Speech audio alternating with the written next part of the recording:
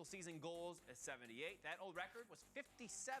78, 57. She's got to hold her season. Single-season points with 93. That old record was 81. And now, Perella joined.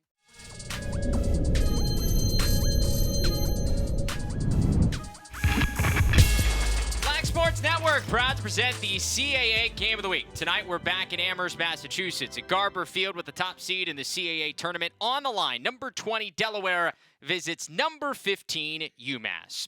So we're going to take you back a couple of weeks ago. April 13th, coming off an OT loss to Hofstra, UMass went to Towson and took it to the Tigers for 3 quarters, led by 9 entering the 4th, walked away with a 4-goal win over Towson, and coming off that OT loss, it kept UMass's hopes of possibly getting the top seed and hosting the CAA tournament for the 2nd year in a row alive. Then, last Saturday, those same Tigers went to Delaware. Blue Hens entered that game unbeaten in conference play, but Towson coming away with a big win, leading to a now 3-way tie at 3-1 atop the CAA standings. So, one of these 3 teams is going to host the tournament, Delaware, UMass, or Towson. But the team that controls their destiny, that would be UMass. Win tonight versus Delaware right here, and the road to a CAA title goes through Garber. And with that, we welcome you. Alongside Malcolm Chase, I'm Travis Eldridge. A big one in the CAA tonight. Malcolm, we just saw the standings. One of these teams, whether it's Delaware, UMass, or Towson, is going to host this tournament. What does that mean, getting a chance to host this thing? It's a big deal, especially this time of year, as we've learned, that the CAA, the team that gets the host, typically is moving on to the next round, which means the NCAA tournament. Yeah, 3 years in a row now that the team that has hosted the tournament has won it, moved on to the NCAAs. In order to win tonight between UMass and Delaware, these offenses are going to have to try to figure out some of the best goalies, not only in the conference, but in the country. Let's start with Delaware's Matt DeLuca, number 2 in the nation in save percentage. Yeah, DeLuca, I've had the opportunity and pleasure to watch this young man, get him out this season and call a few of his games. And just love watching him, especially a big, tall goaltender being so athletic in the cage and making saves any way that he can, kind of standing on his head. On the other end, Sean Scanoni, number 1 in the country in save percentage. He has been lights out, especially in the last 7 or 8 games. Well, physically the polar opposite of DeLuca, but nonetheless just as effective as we're seeing, even more so statistically speaking, and such a phenomenal goaltender. Big body in the cage, takes up a lot of surface area, but he's got super quick hands. Scanoni coming off a terrific performance last week. 21 saves against Fairfield. That was a career high. First UMass goalie since Doc Schneider back in 2009 to make 21 or more saves. Schneider now an assistant coach with this Minutemen team. Well, what a great leader to study under. Doc Schneider, another UMass great. Another UMass great that I'm thinking of, Travis, is Sal Locascio. One of my favorite goaltenders of all time. Another big goalie, husky goalie, taking up a lot of net and a ton of confidence with those quick hands as well. And we're ready to play between Delaware and UMass. The face-off X has been an issue for the Blue Hens. They're going to go with Joe Langscolt to start this thing. He's just around 43% on the season. The guy they expected to start at the face-off X this year has been out in Jake Hervada for essentially all but 2 games at the beginning of the season. So Tom Myers likely has the edge there for UMass, but Delaware wins the first face-off, and the Blue Hens will go to work offensively for the first time today. Well, nice job by Langscolt to get the ball away from the face-off X, where UMass really has the advantage. He wants to keep that ball away from Myers as much as possible and make it a 50-50 anytime that he can. Offensively, the party starter for the Blue Hens is Charlie Kitchen, number 6 in blue. He works now from X for the Blue Hens offense. Leads this team with 33 goals, 24 assists, and 57 points this season.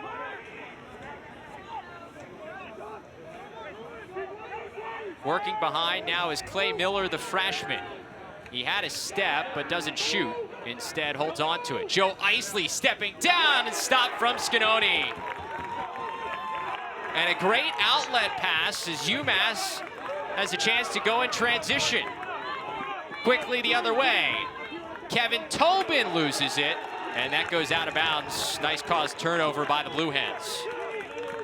And that was something in talking to Greg Cannella this week about both goalies in Matt DeLuca for Delaware, Sean Scanoni for UMass. Not only do they save the ball well, great at getting it up and out quick to start transition.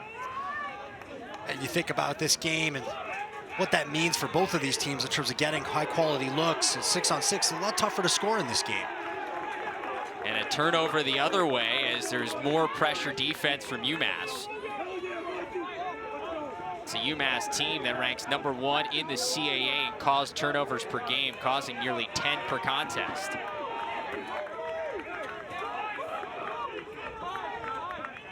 And the Minutemen going to settle some things down here offensively and get Jeff Traynor on the field for the first time today. Honorable mention All-American, number 14 in gray for UMass last year. Already over 100 career points as just a junior. Traynor from way downtown testing DeLuca, back up there for Gabriel Prosick.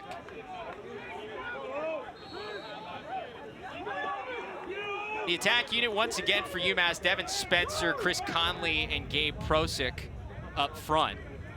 In the midfield, you got Kevin Tobin, Traynor, joined by Kevin Cutnella as Tobin gets it free. Does the goal count?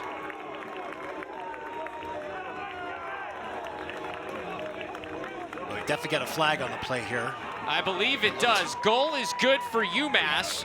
1-0 Minutemen. Oh, you're right, Travis. You're looking for the hands up from the officials there. Where is it? Come on. Wanted to tuck it over for a minute, but that looks super clean, and great job by Tobin to capitalize. We're seeing the weather playing a little bit of a factor here. A couple of guys going down. That's just simply an overcommitment right there by our Delaware defender, Brunner. But, you know, I've seen a couple of players already slipping a little bit, and guys are going to have to make that adjustment in this first quarter. Some heavy rain came through Amherst just prior to the game. One of the reasons why this game was pushed back about 25 minutes, supposed to be a 5 o'clock Eastern start. Warm-ups were delayed because of some lightning in the area. But it looks to be, in looking at the radar, maybe some rain throughout the game, but it should be good and clear, knock on wood, throughout this contest, with the exception of a few rain showers. Another face-off win. That penalty was wiped off with the goal. So Delaware goes back to work, back to even strength, down 1-0. Well, of course, Travis, both teams have to play under the same elements, so rarely is that much of an advantage unless someone just really embraces that cold weather. And we've seen that both of these teams have a good amount of grit on their sidelines and the guys that they're putting out there on the field.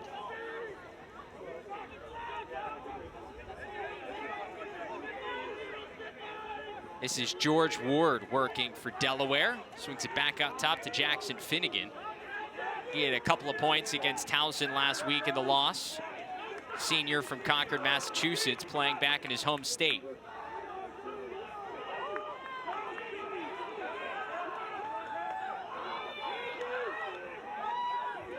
Settled, methodical set here for the Blue Hens, and they get it to Charlie Kitchen. Working against Sam Eisenstadt, the #1 defender for UMass. Little two-man game with Ty Kurtz. Can't complete the pass. Loose ball's picked up by Delaware. 7 seconds of the shot clock. Kitchen wrapping around, can't get it on frame. And with just 2 seconds left, expect Delaware to just roll this thing into the corner, and that's what they'll do. Kitchen's made a lot of money on that backhand shot this year, so you can't blame him for trying, especially as the clock kind of winds down. Why not?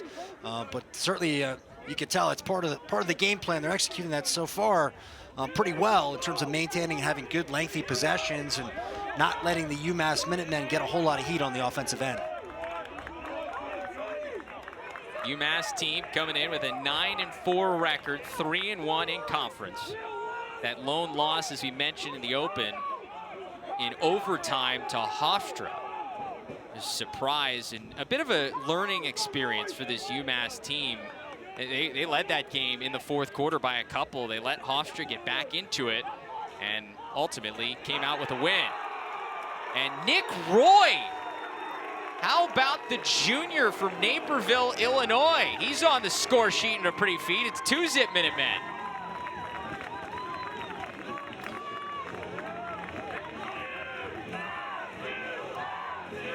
This is great looking team ball out of the Minutemen here. Drawing a lot of attention. Delaware looked a little unsure about their slides there. A lot of guys hedging. No guys going. You get caught in the middle there in the kind of that no man's land. That's going to spell bad news. So great job by Roy to capitalize. I asked Coach Cannella about Roy this week, and he scored his first goal of the season last week against Fairfield. Hasn't played in a ton of games, but Coach has really liked his ability at practice, has been a big-time scout team guy for this team throughout the season, and now is finding his way into the lineup, providing a little bit more depth on that attack unit. Well, this is that time of year when your depth really starts to shine, right? You've got guys injured, any number of factors playing into that for these teams, and their reality is all these teams have great players on their sidelines. It's just a matter of giving them that opportunity and then that player stepping up and embracing the main stage. Off the face-off win, a dive and a push, and it ends up behind the cage and scooped up by Austin Haynes. Quickly the other way for Delaware, as Ty Kurtz sends it back to Charlie Kitchen.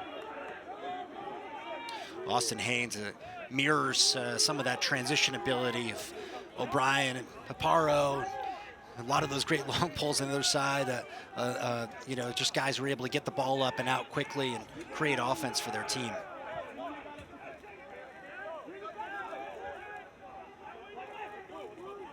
This is Dean DeSimone, the midfielder for Delaware. Operating at the top, sends it back over to Bryce Reed. Part of the starting midfield unit for the Blue Hens. They don't go terribly deep in the midfield for Delaware. You're gonna see Reed, Clay Miller, and DeSimone for most of the game. Kitchen's got his man caught up. Still plenty of time on the shot clock as well to wait this thing out. Gets it out front, shot sails wide. Back up goes to UMass. Eisenstadt won the race. Eisenstadt using that big stride to outrun his man there. Great heads-up play. That can be a good momentum shift for your team. Not that UMass needs it so much at this point, but certainly pumps a lot of life into your team when you see those hustle plays. Eisenstadt, a guy who doesn't get the notoriety of Isaac Paparo because of what Paparo has done throughout his career, but he's gotten the #1 assignment throughout this season for UMass defensively. And that's a huge assignment, you know, and oftentimes you don't hear your name a whole lot because you may be doing a great job, and so there's not a whole lot of action on that area of the field. But the guys in your locker room know that, the coaches know that, and ultimately that tends to show up on the scoreboard. Turnover for UMass. I think it's so interesting because the perfect example is Tucker Durkin in the pro game. He doesn't lead in any statistical category. He's not causing the most turnovers or scooping up the most ground balls. You just don't hear his name because his guy isn't scoring. Right. It's a great example. I was enjoying that clip of Durkin and Gutterding just going at it at That's GLE. when you do hear his name. Yep. He goes to town on Justin Gutterding last year. And that's why a lot of guys don't dodge against him. This is true. Very painful experience. Good luck to PLL players now having to go up against Tucker.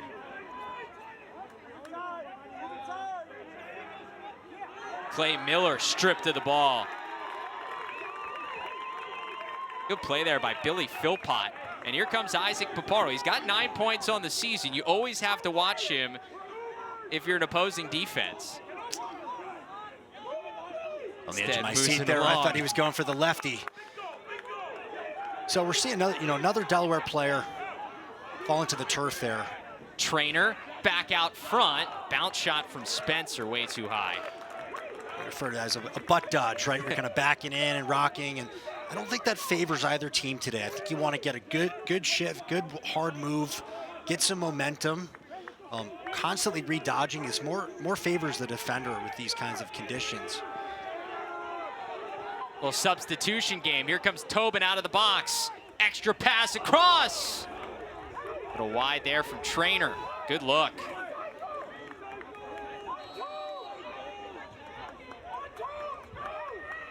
Couple of good early looks and still 30 seconds left on the shot clock for UMass. Tobin skips to Cutnella.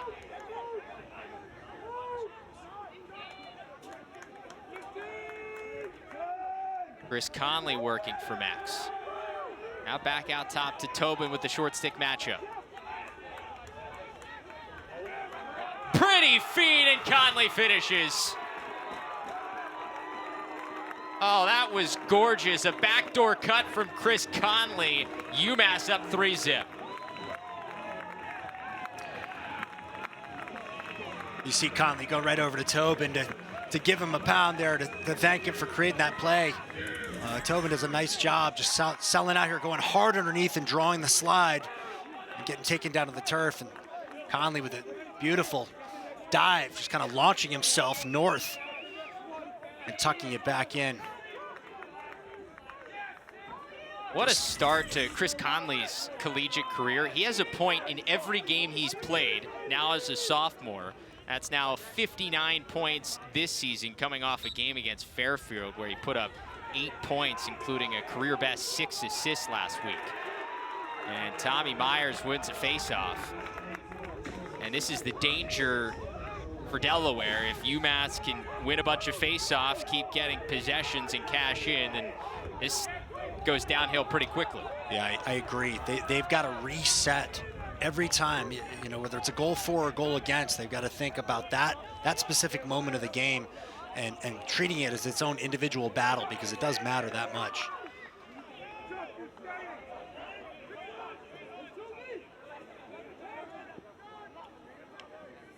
Philpott dodges down the alley. Skip back out top to Roy. Seeing some extended minutes here early for UMass. Tobin again. Excuse me, not Tobin. That was Charlie O'Brien. Pass goes all the way through off the post from Spencer. Wasn't intended for Devin Spencer, but nearly a nice break for UMass. Instead, it goes out of bounds, and Delaware able to back it up.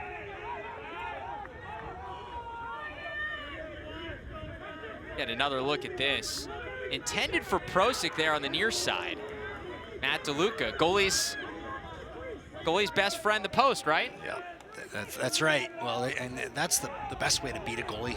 But both of these goalies, for that matter, take up a lot of the cage, is they get them moving across their crease, and that one kind of inadvertently. But that's a great way to create good opportunities on great goaltenders, to move them off of their arc. Dean DeSimone gets the short stick matchup with Philpott. Moves it along to Kitchen. One more pass. It hit something hard and bounced out. Good look for the Blue Hens, but still can't cash in. Here's Kitchen again. Draws the double team. There's no shot clock reset, so that must not have gotten through to Scanoni. Under 20 seconds on the shot clock for Kitchen.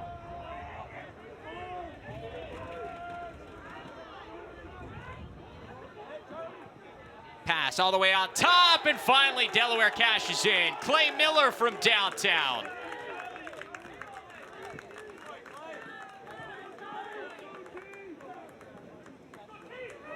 A great look through here to Miller, and I think the shot selection is equally as good. Kitchen, no stranger to that position, having his defender hung up and playing quarterback. As good a scorer as he is, also a great assist man. And Miller did a great job shooting back across Scanone's body, which is a very hard adjustment for a goalie to make. Charlie Kitchen adding to his team high 57 points. Came into this game number 5 in the conference in points per game. Excuse me, number 4 in the conference points per game.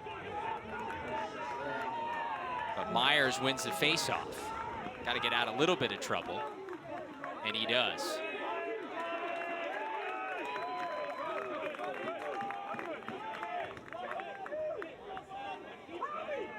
And Travis, at what point does the long pole in the faceoff kind of become that go-to strategy? Saw it a lot last week against Townsend for Delaware. That shot on the run, saved by DeLuca.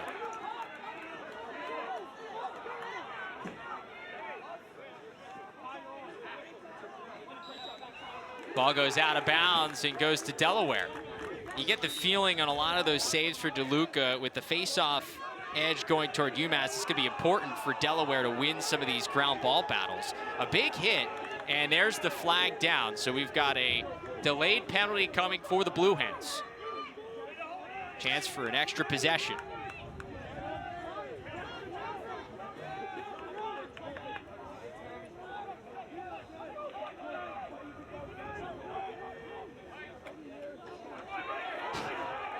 DeSimone had it taken away there. Mike Elcock got him in the helmet too. I don't know if there was a flag on that as well, but we will get a penalty on UMass. Got a 30-second call that a gentleman's brush. Goes up against Jeff Trainer.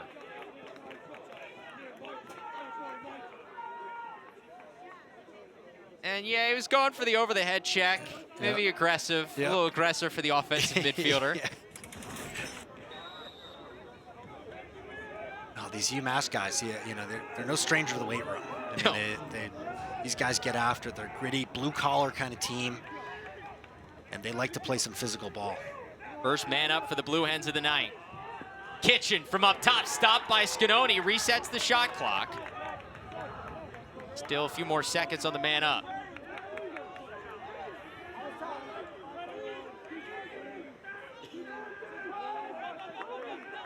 And we're back to even strength. They got a good look, Delaware, on that man up, but stays out. Scanoni with a couple of saves early for UMass. Bounce shot gobbled up by Scanoni as well.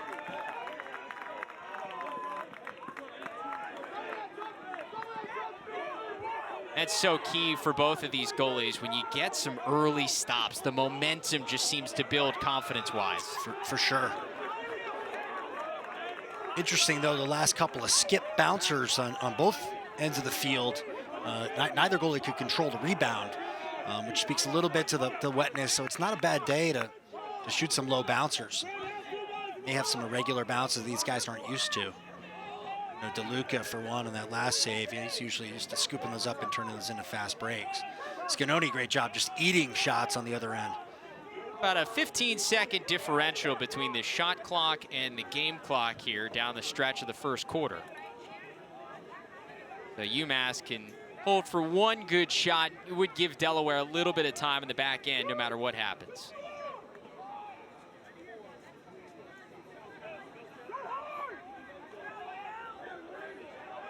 Tobin. Sent behind to Conley. His pass couldn't get through the defense. Scooped up by Haynes. Still plenty of time for Delaware. Haynes showing off the speed. Kurtz across. Saved by Scanoni. And UMass has time. That pass intercepted, and one more shot here for Delaware. Another save by Scanoni. Fitting way to end our first quarter. Couple of goalies, number 1 and 2 in the country in save percentage. One of them really putting on a show. Scanoni up to 5 saves on the evening so far for UMass. And he's got his Minutemen up 3-1 after one. The top seed in the CAA tournament on the line. Minutemen win, and they're going to host the CAA tournament. Second quarter coming your way here on LSN.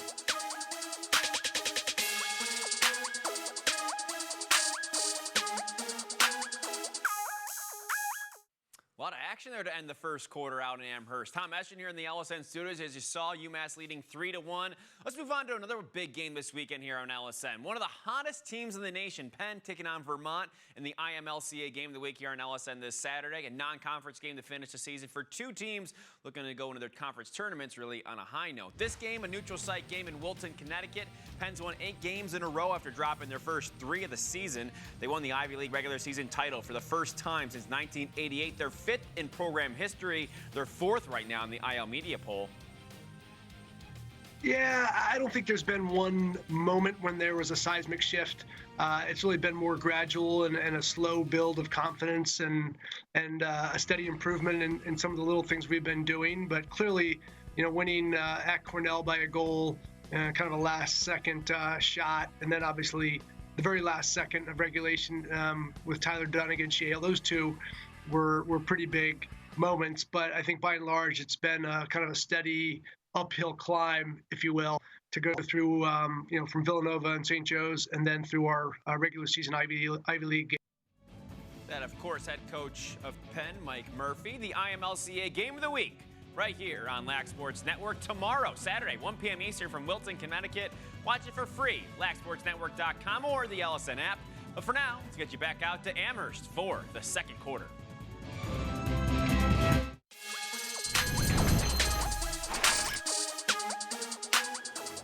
Welcome back to Amherst. Travis Eldridge, Malcolm Chase back with you for our CAA Game of the Week on LSN. UMass with a 3-1 lead on Delaware. On top of the top seed in the CAA tournament being on the line here tonight, Rookie of the Year watch in the conference also on the line. Ty Kurtz for Delaware has been stellar. 6th in the CAA in goals per game. Top rookie in the CAA in points per game for the Blue Hens, the freshman out of Ontario. But the other side of the country, up there in Canada, that's where UMass found Gabriel Prosick from out there in British Columbia. He's also been great. He's got 35 goals, which is second among CAA rookies in points per game. He's behind just Ty Kurtz, but he's 4th in the whole conference in goals per game. Who do you like in the CAA Rookie of the Year watch? Oh, geez. You're going to make me choose. It's so hard to choose these guys. You know, they both fit so well into their team offenses. They're just go-to guys. You need a goal. You know they can create offense for you. I think this game does determine that, Travis, to be honest. It does. Yep. Those awards will come out this week as we lead into Thursday's CAA semifinals. Of course, games you'll see right here on Lax Sports Network. And Tommy Myers wins the face-off forward. Another face-off win for the Minutemen. They had the edge there, winning 4 of the first 6 face-offs in the opening quarter.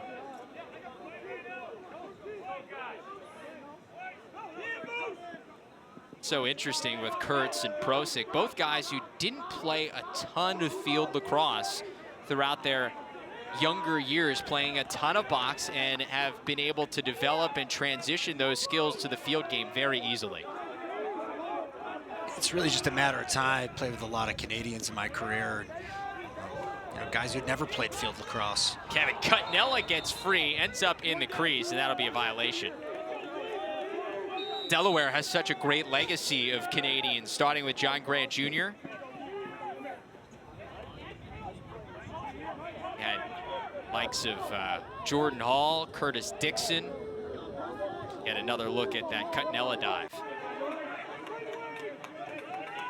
It seemed like too long ago, and there were only a few college teams really capitalizing on the Canadian connection.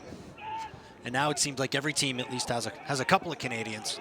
And a few great Canadians on the defensive side of the field as well. Interestingly enough, Ty Kurtz for Delaware played with Scott Delzato of UMass in Junior A. It's a turnover there for Delaware. Both of those guys playing for Kitchener-Waterloo, Junior A team up there outside of Toronto.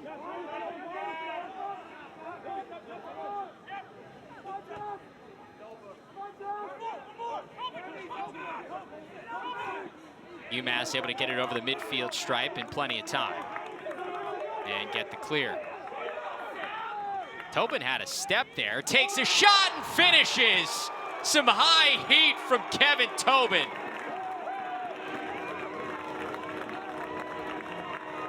You're going to see what Tobin does so well here is he just uses his defender as a screen, and he kind of sets him up with a triple jab. Might have even got an extra 2 steps in there. His feet were moving pretty quick. Just got his defender turned inside out. Just popped one off his shoulder. I'm not certain that his defender realized that. Sider realized that how shallow he was in the defensive end. And that's what Tobin recognized so well. Certainly on his island, he could probably made that move 5 yards earlier. Still had a decent look on the cage. Really almost looked like it caught DeLuca off guard. Yeah, I don't even know if DeLuca got a clean look at that. Another face-off win for UMass.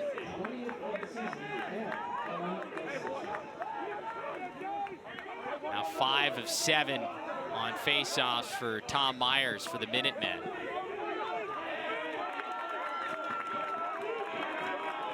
Another possession for this offense.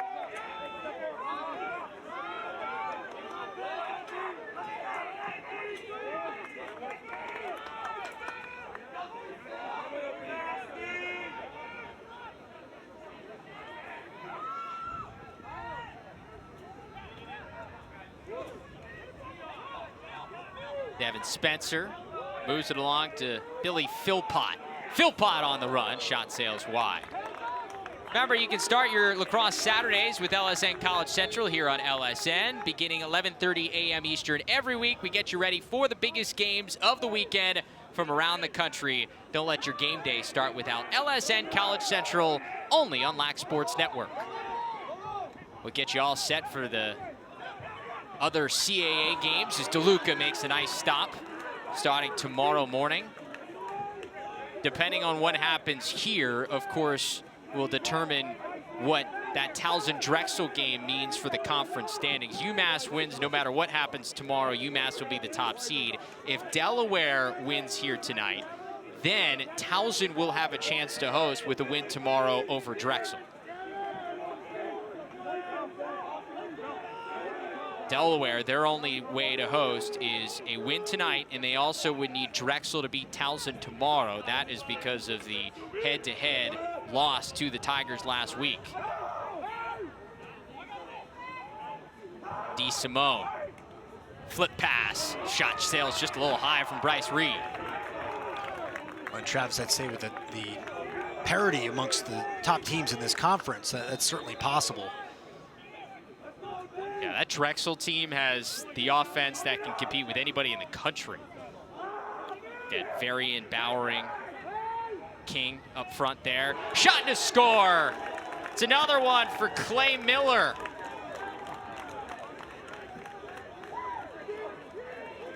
Well, Miller's really liking this top left corner on Scanone.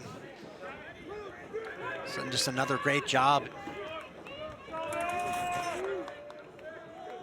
To see a little hitch move out of Scanone, just stepping around his defender.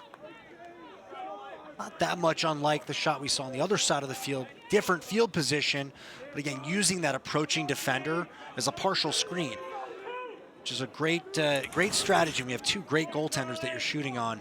You know, keeping them from getting a really good clean look on that is to your benefit. Give the assist to Dean DeSimone. Got a scrum on the faceoff. And the ball will go to UMass. That's a tough break. You finally get a 50-50 ground ball if you're the Blue Hens, and you get called in the open field for a violation. Yeah, Delaware's got to look at other areas of the field where they can be better than 50%. Tobin gets his step, saved by DeLuca. Tobin has really showcased the speed here early on, dodging.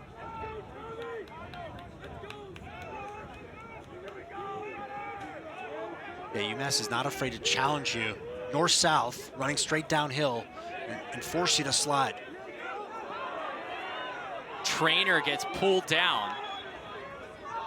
And it's a loose ball push. It resets the shot clock, gives it to UMass. Tough break for the Delaware defense. Kind of looked like he slipped. Little slippery there.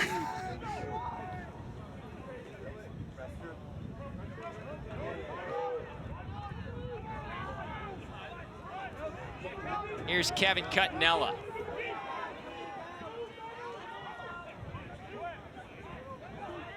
Back out top to Trainer, stopped by DeLuca. Might have got some help from the post as well, but it stays out, and here comes Delaware.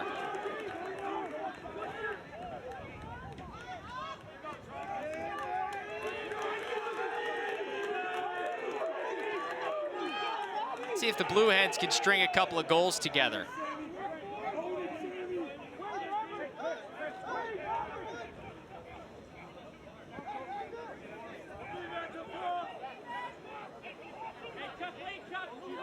Kitchen with just 1 assist so far.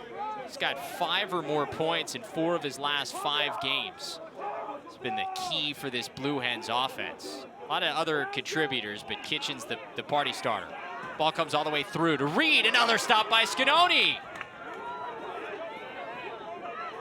Nice loose ball pickup. Keeps it alive, Joe Isley. And they got a fresh clock here. Plenty of time to operate. Kitchen skips back out top. A stop again. Scanoni is dialed in. 7 saves already. Surprised Miller went off the club there. He's been making a lot of money tonight, roofing the ball. O'Brien bounce shot. And that'll get some substitutes on.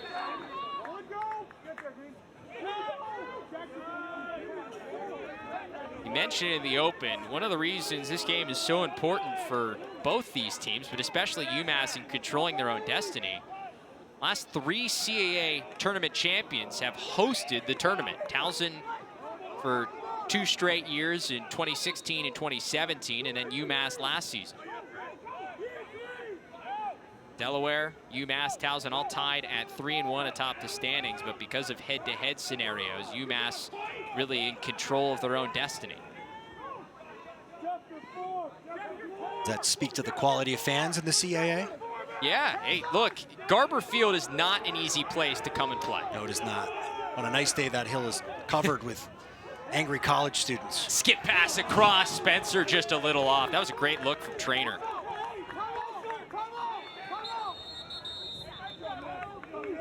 Well, they're generally pretty happy. They might be angry at one of the teams, but generally a pretty happy student populace. Yeah, absolutely. We got a timeout here. We'll take one as well. UMass doubling up on Delaware in the second quarter in our CAA Game of the Week.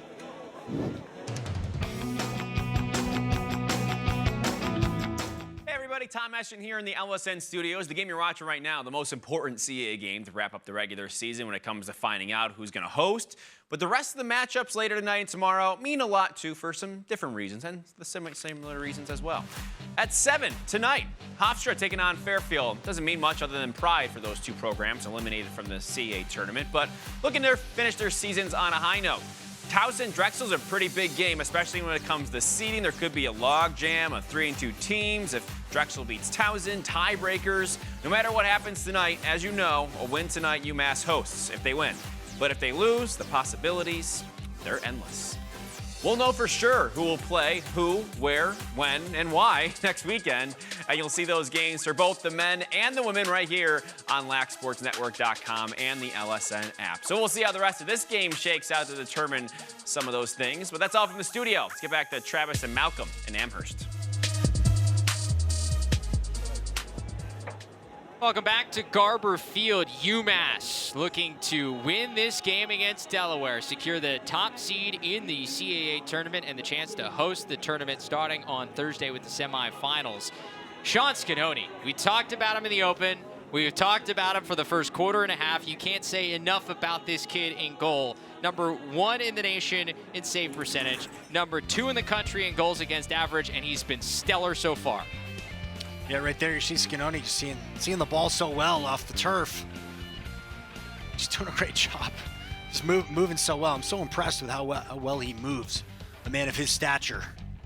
You know, he eats up so much of the cage with his size, but he's got great ability to go post to post. He's got the kick saves. He's seen a little bit of everything so far in the first quarter and a half. He's catching most of his saves here, Travis. Well, and that's so key. I talked to Coach Toomey from Loyola about this earlier in the season with the shot clock. The rebounds have become such an issue because if you give up a rebound and the offense gets it back, that's another 80 seconds your defense has to work. That's right.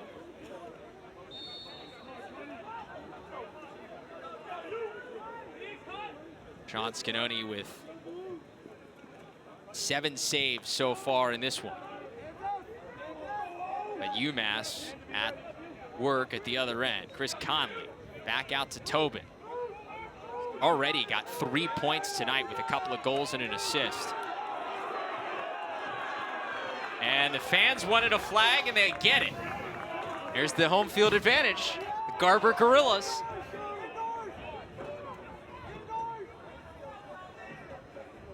Finnegan's got to be patient here, not overcommit and draw another flag. Conley skips it back. It was deflected out, and that will trigger the penalty.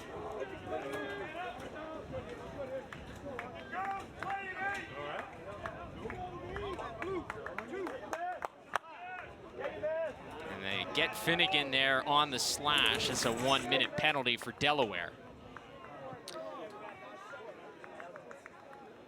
You see him kind of shaking his head, talking to himself there. He knows better. Typically a free check and not a real high risk for a long pull, but Shorty's ill-advised check at that point in the field. I'm surprised. You're a defenseman. Defensemen usually don't see a penalty that they agree with. I think I've argued with a lot on most of our broadcasts. Trainer to Conley. First man up of the evening for UMass. Conley on the doorstep, and he finishes. 2 goals for Chris Conley in the early going.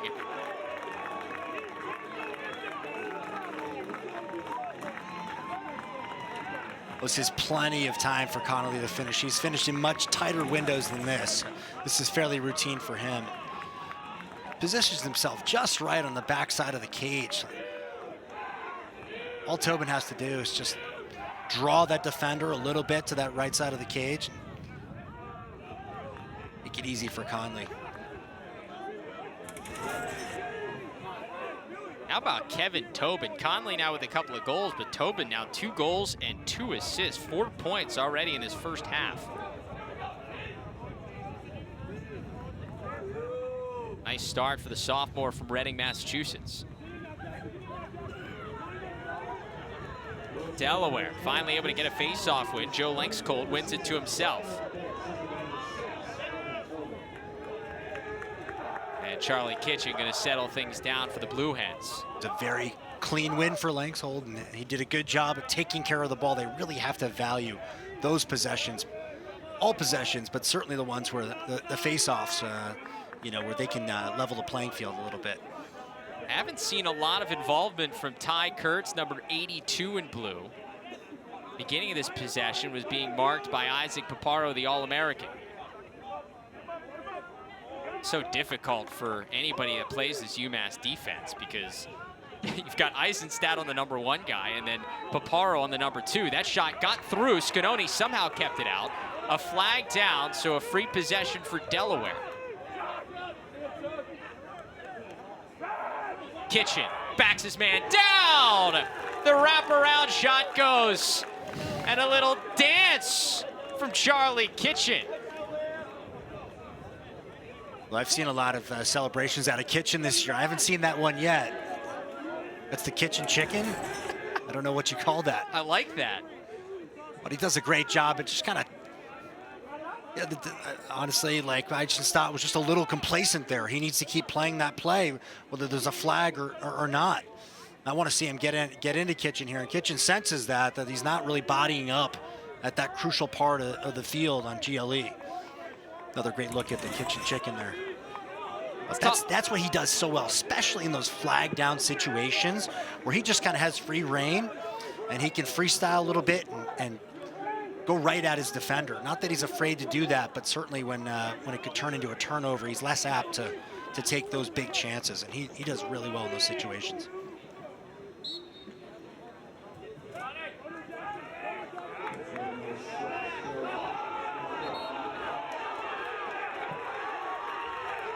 Call on UMass. Nope, call on Delaware there on the possession. So UMass gets the ball. UMass a man down. That was a man down faceoff. It was a cross check on Matthew Hill for UMass on that play. That penalty not wiped out by the goal. So UMass has got to kill a 1-minute extra man here.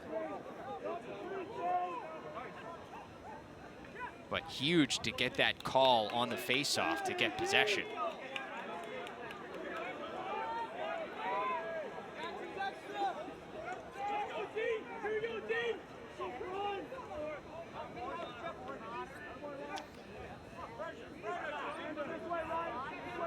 Not a lot of pressure here from Delaware, Yeah, despite having the extra pretty man. conservatively. I could see Austin going a little harder on his man, but And we're back to even strength. Trainer's not a midfielder you want to mess around with.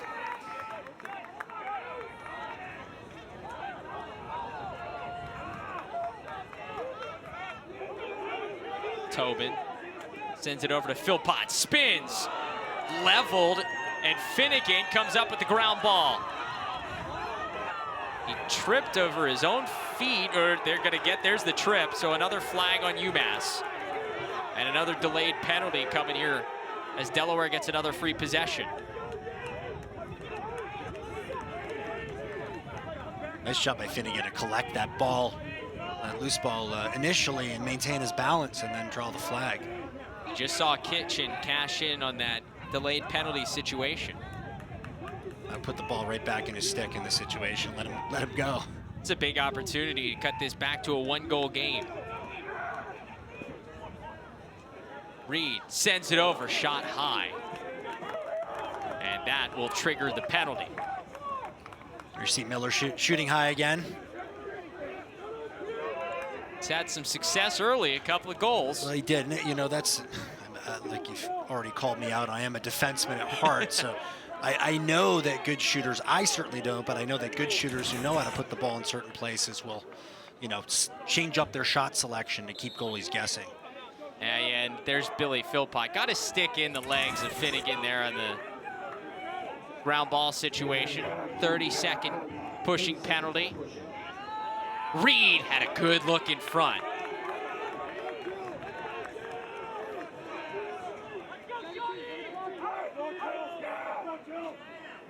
Kitchen. To DeSimone, sends it wide.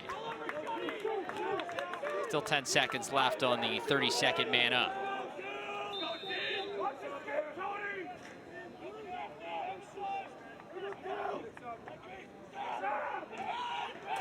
Finnegan. Isley, we're back to even strength.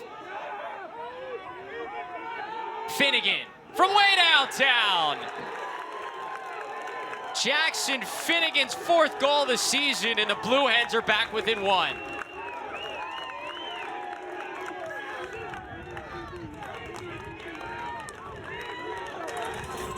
Finnegan helped to create this penalty, and he capitalized on it.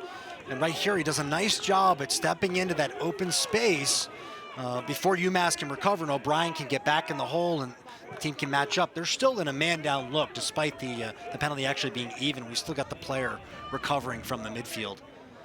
A great job by Finnegan to capitalize, and beautiful hip-level shot. Jackson Finnegan a couple of points last week against Towson. Saw his last 2 seasons come to an end with injuries during the season 1 year and before the season another year. But a guy who contributed a nice amount in his freshman and sophomore seasons, had 26 points as a sophomore in 2015, 20 points as a freshman in 2014. Now trying to contribute as a senior in 2019. Been around for a little while. Reminder coming up here at the half, we'll send you back inside the LSN Broadcast Center, get reaction from our analyst Chris Marshall to this first half, check in on some of the other action going around, including in the Patriot League tonight. Tobin, a shot saved by DeLuca. Trying to get the screen there and was gobbled up. Delaware quickly the other way. Nice deflection by Isaac Paparo. But Delaware gets the loose ball. Ty Kurtz, the freshman, tracks it in, and Delaware calls a timeout. That deflection right there by Isaac Paparo tells you everything you need to know about why he's an All-American. Yeah, absolutely. That kills the momentum of that transition. That would have been a really good look for Delaware. They love to score in transition and kind of help them get into that scoring mode. You know, and that's why he's one of the best. Speaking of being one of the best, Paparo, one of the 25 guys named a Tewaaraton nominee yesterday, one of 3 players from the CAA that garnered that recognition. Of course, Zach Goodrich, the stellar short stick defensive midfielder from Towson, along with Alex Woodall, currently one of the top face-off men in the entire country. This is just a notable list of guys who are on that list. I think the race, though, despite the fact that these guys are all great, the race likely comes down between Pat Spencer of Loyola and Grant Ament of Penn State. Yeah, I mean, there's always such great players, and it's never an easy decision. You know, it's just that the lacrosse is being played at such a high level now. You know, how do they help their individual team? Do you evaluate them just simply as, you know, based on their talent level, or is it just a numbers game? And then there's some intangibles, you know. And then you have the tournament that comes into play, one of the unique end-of-season awards that also takes into account the entire NCAA tournament. So did you get your team to championship weekend? So much of that comes into play with the Tewaaraton conversation. But such a great honor for Paparo, Goodrich, and Woodall to be in the top 25. That list will be whittled down to 10 and then eventually to 5 finalists by the end of the season in the award ceremony coming our way in June after Memorial Day. To reset things here, under 2 minutes to go in this first half, Delaware went down early. It was all UMass to start this thing. The Minutemen went up 3-0 on Delaware, but the Blue Hens have kind of quietly found their way back into this game, and if they can find a way to score a goal here late, you go into halftime tied. That's a huge momentum shift. Luca's made a couple of nice saves. The Blue Hens have tightened up on the defensive end and playing better team ball. It's Dean DeSimone.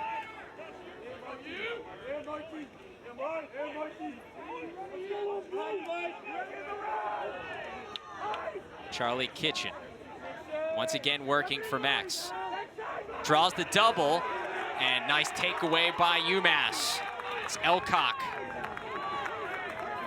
Read the eyes kind of like a cornerback. Had a loose ball in the clear. Isley, great effort. Still 6 seconds to get it over midfield for UMass. And they do, barely. O'Brien brings it over. And a timeout for UMass to preserve this possession. They'll have a chance to hold for one here at the end of the first half. It's a nice timeout by Coach Cannella just to gather his team. You know, Delaware's been fighting back into this game, and you don't want to take any chances here. You want the last look and hopefully go into the locker room with all the momentum into the second half. Greg Cannella knows his way around UMass quite a bit. He's been coaching now for 25 years with the Minutemen, over 200 wins. Took over back in 1995. Look at the hair. It's all brown, no gray in there. Why don't we take a look at what was going on? This was an iPod.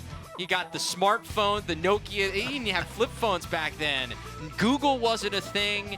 You got old school TVs. The Patriots were 6-10 when Greg Cannella took over at UMass. What a run he has had, and it was the 2006 USILA Coach of the Year. Took this team to the championship game that year in 2006, and then last year getting him back into the NCAA tournament for the first time since 2012. A stellar career for Coach Cannella at UMass, and it's still going strong. That it is, and you know, such a great character coach. You know, gets really hardworking guys into his program, and some guys who are more polished than others. But at the end of a 4-year career, you're not only a great lacrosse player, you're also a great person and a great teammate out in the workforce and out in the world. And I think it's so interesting. You look at Coach DeLuca on the other end for Delaware as well. These coaches, these teams in the CAA really embody their coach's mentality. You see it with Towson and Sean Nadalin and how that team is so tough. And Greg Cannella, the toughness, but a little bit of flair and fun from UMass. Delaware now embodies that toughness from Coach DeLuca and being really sharp and put together. It's so interesting to see how the team kind of embodies the coach. So final 20 seconds of this first half. UMass looking to go in to the break with at least a 1-goal lead, maybe 2. Tobin stripped away. Loose ball with 10. Big hit. Scooped up. Conley had a great look. Oh, he had a wide open net. UMass, one more look. Trainer, and he ran out of time. Goal will be waved off. He was about a second too late. Jeff Trainer put it home, but couldn't get it out of his stick in time. So UMass goes into the break with a 1-goal lead. Awesome dodge by Trainer. I thought he was going to let that go as soon as he caught it. The extra dodge got him for a second, and so it stays a 1-goal game at the break. UMass went up 3-0 in this thing, but Delaware, the 20th ranked team in the country, dancing back into it. Second half coming your way in moments, but for now we send you back inside the LSN Broadcast Center.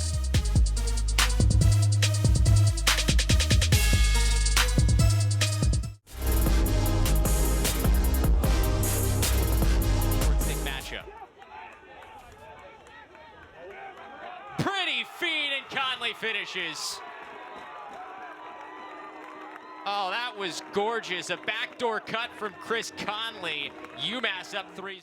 The first half is in the books. Tom Eschen here in the LSN studios. You saw it's a 1-goal game. UMass leading 5-4 as they head into the locker room out there in Amherst. As you know, this game moved about a half an hour later than its original starting time because of the weather that moved through earlier tonight in Western Massachusetts. So this, a pretty interesting game so far. We know a lot on the line, of course. We'll get to that graphic in just a second. Let's hit the highlights right now. UMass wins, and they're the top seed. Delaware needing to win and a Towson loss tomorrow to host the tournament. A lot of scenarios in play. If UMass wins, they host. Delaware makes things more complicated. It's 1-0 early. It's 2-0 early. Billy Philpott to Nick Roy in front. He shoots and scores. 2-0 UMass, and then they put it on again. 3-0. The dive and the goal. Chris Conley, you just saw it off the top of our halftime report. 3-0. But Delaware comes back. They got a little, they're not going to roll over in this one. Clay Miller fires and scores, the freshman. 3-1 UMass 2-goal game. It's still 3-1 in the second now. That's Kevin Tobin making it 4-1. 3-goal game. Later on in the second, this time it's Delaware. Charlie Kitchen from X getting his way, muscling his way in there, and wait for it. There is the celebration. I don't know what dance move that is, but it's a good one, right? It's all right. 5-4, UMass leading at the half over Delaware. Tobin and Connolly with 2 goals apiece on the Minutemen's side, with Miller had a couple goals as well. Dean DeSimone, 2 assists as well. A couple of helpers there for Delaware. As we look a little bit deeper into the stats now for the team-wise, you can see shots on goal, same. The saves, Sean Scanoni made some great saves. We'll get to that in a little bit. But Matt DeLuca on the other end with 7 saves of his own to sort of stick in there and keep Delaware in this game. Face-offs, the big difference so far, stat-wise at least. You see Myers, he's won 8 of 11 with Delaware winning just 3. So their face-off situation's been a little bit complicated for most of the season. But Jake Herveda out with only playing 2 games earlier in the year. So with that, we've got Chris Marshall here live via Skype. He's been watching, obviously, the game and keeping up with it so far. And Chris, we saw UMass jump out to a hot start, something that I think they've done a good amount this year. But Delaware, that defense, keeping them in the game like we thought they would. Well, I mean, I think you look at DeLuca. DeLuca's having a really nice game. He's getting overshadowed a little bit by Scanone, who's playing about as well as we've seen him play all season. I mean, he's been lights out and consistently good. I mean, he's down to 67% on the game, but I want to say he stopped 7 of the first 8 that came across the face of the goal. So he's having a great game, but DeLuca is definitely doing a good job. I mean, he's an All-American caliber goalie in his own right. So I think the defense settling in. I mean, we talked about it off the air before we got up here. It looked like it was going to be a really long day for the Hens, but able to right the ship and make a nice little run at the end of the half there. Yeah, did you think UMass was going to run away with it? We were just talking about that. I thought maybe they were going to go on more, kind of like they did against Towson a couple weekends ago and get out to that big lead, but Delaware didn't back down. Well, and I think, watching that game against Towson, you can build confidence in your own game that, the no lead is safe, when you're going against this team. It's a very strong team, but you can fight your way back into the game. And I think that goal from Charlie Kitchen was a big catalyst. I mean, it was one of the later, second to last goal they scored of the half, but they were starting to crescendo to that point where you're starting to see some more confidence. And I think Kitchen's got to be a guy who's got to have the ball in his stick more often in the second half. He only has 3 shots. I'd like to see him get 8 or 9 shots on the day. He's a big body. Obviously, he's having a little fun out there, but that's what you need with this team. You got to get loose. You got to play well. You look at Reed on the other side, Bryce Reed, and he's got 5 shots, and he's on the schneid right now. So I think it'll be who the next player to step up is on this game, on who's going to be the difference maker. Is it going to be Trainer, who nearly got one at the buzzer? Is it going to be Reed? Is it going to be Kitchen? It's one of those guys that leads on the offensive side. Which one of those guys is going to step up? Because you're going to need another guy to really make this happen. And you feel like it might be coming for Delaware, too, with Isley and DeSimone. Both have been shut out in terms of scoring thus far. So those guys have produced all year for the Blue Hens and haven't gotten anything. So that might be something coming. It might be a product of the defense, too. You have Isaac Paparo in the mix, and we know how good this UMass defense has been all year long. Real quick, how would you, 1 out of 10, Charlie Kitchen celebration, Chris? I would give like 8.5. I mean, he's pretty solid. He's more flexible than I am. I appreciate the effort. I didn't score many goals, so I didn't have much opportunity to celebrate. But I give it 8.5. I mean, I think I've seen better, but I've definitely seen worse. On a more serious note, face-off, something that's jumping out, but the game's still pretty close. Do you think in the second half that's something we got to watch in terms of UMass maybe getting on a little bit more of a run because of the advantage they have there?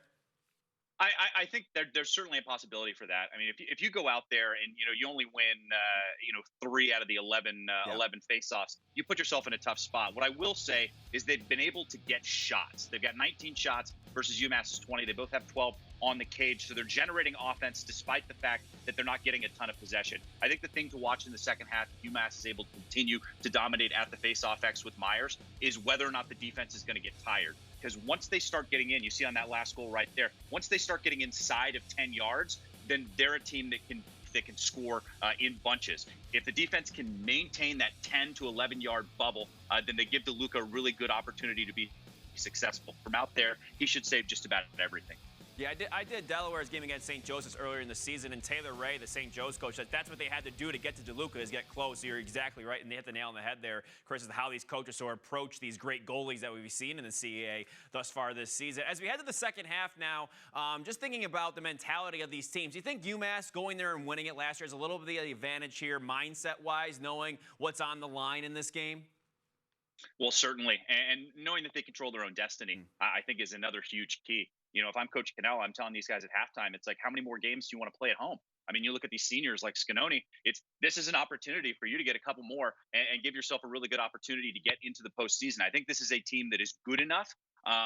Everywhere on the field, they're playing very well. I think they're peaking at the right time. That with the blip of that overtime loss to Hofstra. But other than that, I mean, they've been very strong. So I think if they can manage to get into the NCAA tournament, they're a team that nobody's going to want to see. So it's massive based on the fact that the CAA team who hosts usually wins the conference tournament. So this is a big game for them. And I think you got to rally around your seniors and really make a point how important winning this game is. And Delaware might have something to say about that, though, as we mentioned as well. Chris, thanks so much for coming on. We'll see you after the game, all right? For sure. All right, good stuff there. Let's move on. It's the final weekend of the regular season here for a lot of schools around the country. And a lot of games this weekend is going to determine who's in their conference tournaments and then maybe even more importantly, if they're going to build the resume as well in the NCAA picture. There's some games tonight as well going on right now as we speak. BU taking on Navy. BU with an opportunity here to get that second seed in the Patriot League tournament with a win over Navy. BU obviously beating Loyola a couple weekends ago with that huge upset. And they've got Chris Gray, one of the top goal scorers in the country, as well as Burr, another great scorer for them as a senior. And then another interesting start there. Michigan leading Ohio State 4-2. Ohio State's got to win that game to have a chance at making that Big Ten tournament. A couple things have to come into play there with Johns Hopkins and Rutgers as well. But interesting start there for Michigan. 4-2. Michigan cannot make the Big Ten tournament, so playing for pride there in Ann Arbor this evening. Elsewhere tonight, we've got Loyola taking on Lafayette. Loyola's got the top seed in that Patriot League locked up. Lafayette hasn't won a conference game just yet. And then At 7 o'clock Eastern Time, CAA matchup between Hofstra and Fairfield. They're playing for pride, everybody, in this one, as both those teams aren't going to make the CAA tournament this season, but an opportunity to sort of finish their season on the right foot by playing each other this evening in Fairfield. Hopefully the weather's moved out of there as well. Keep an eye on that for you as weather's moving through the East Coast, Northeast, and Mid-Atlantic states. Lacrosse Now coming up right after the game tonight. So once we wrap up, probably around 7:30 p.m. Eastern or so, we're going to have a Lacrosse Now show for you guys. But for now, that's all from the studio. Let's head back out to Amherst, where Travis and Malcolm are standing by.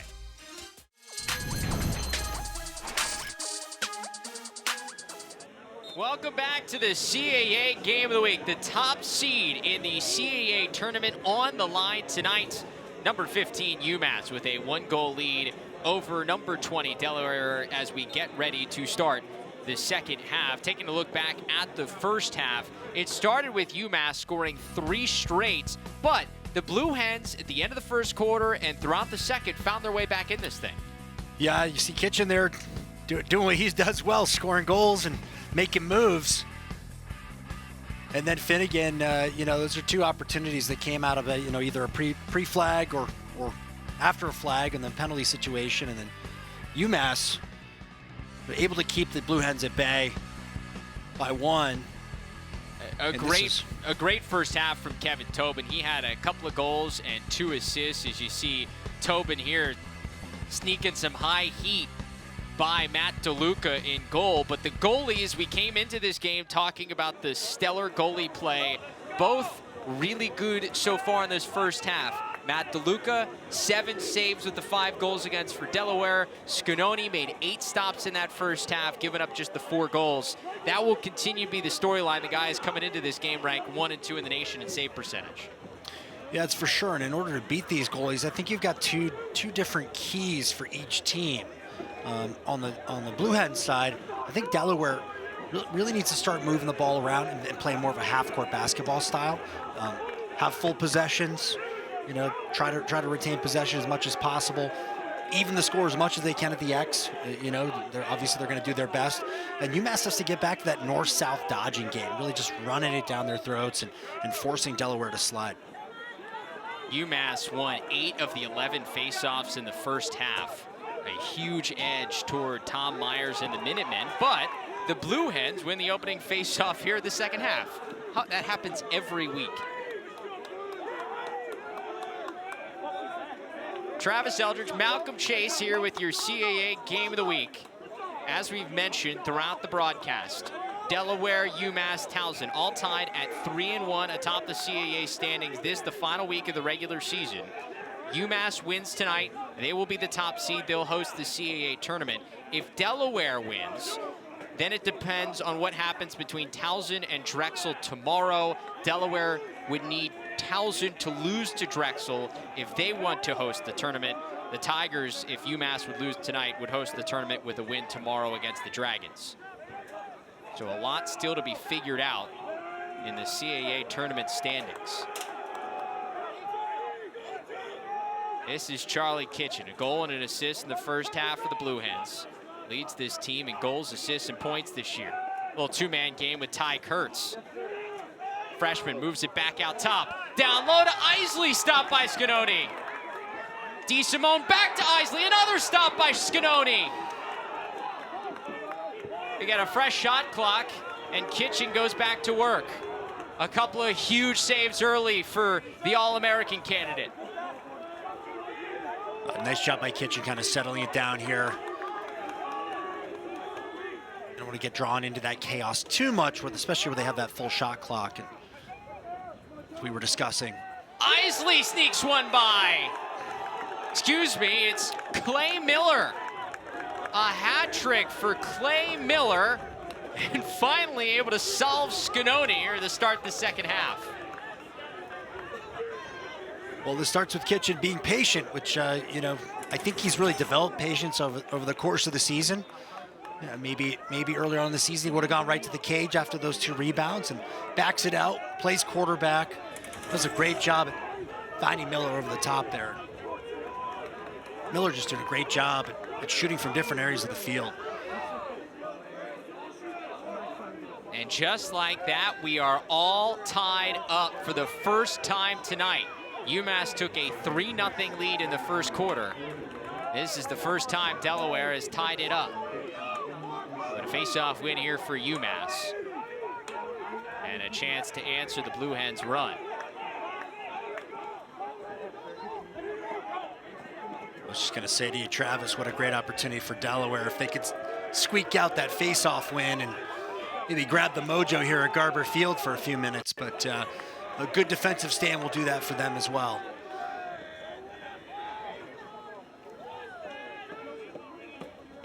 Tobin so electric, dodging out of the midfield in that first half. Here's Jeff Traynor still looking for his first point of the night. Sends it back to Tobin. Spins, hands free. Shot a little wide. Connolly there for the backup. Tobin so strong out of that roll dodge.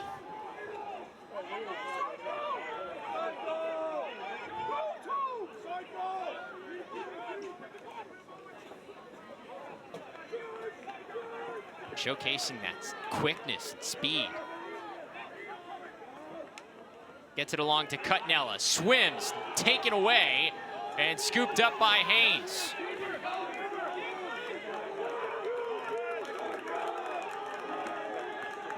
Look, we talk a lot about the UMass defense, number 2 in the country in goals against this season, but Delaware coming into this thing, number 7 in the nation in goals against, both averaging under 10 goals per game against these defenses.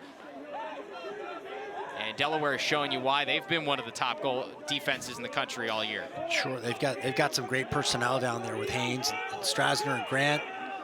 A little bit different style than the UMass defense, but under a great defensive, traditionally a defensive coordinator like Coach DeLuca, they play very, very good disciplined style of defense.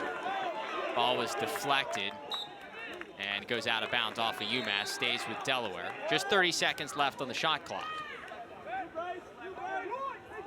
What a game for Clay Miller, already 3 goals. He sends it behind to Kitchen, who's got Eisenstadt hung up. Navigate, skip pass across, DeSimone, bounce shot, rung the bar.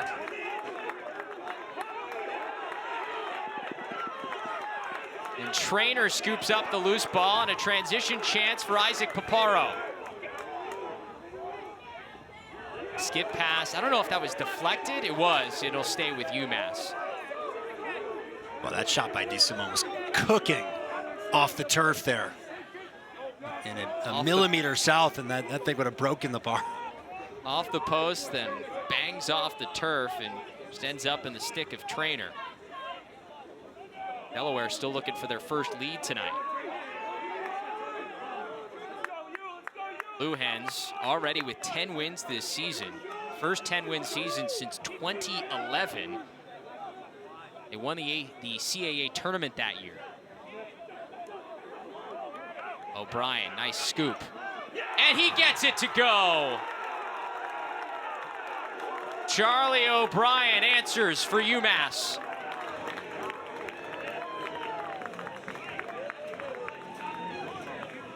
Well, we're seeing almost a mirror image of the shot we saw just moments ago by Miller on the other end of the field. O'Brien does an equally good job kind of parting the seas here, dodging hard down the alley, north-south. Tends to favor this UMass Minutemen team, and taking a great overhand lefty shot off hip on Luca. I don't know a coach in the country at any level that wouldn't be happy with that dodge and that shot selection. Very fundamentally sound, just exactly what you want to do. Absolutely. It works. It does. At any level. Myers wins the faceoff. He's tripped up. Loose ball comes out to Haynes. We get a whistle and the flag, so it'll be a man-up situation for UMass coming.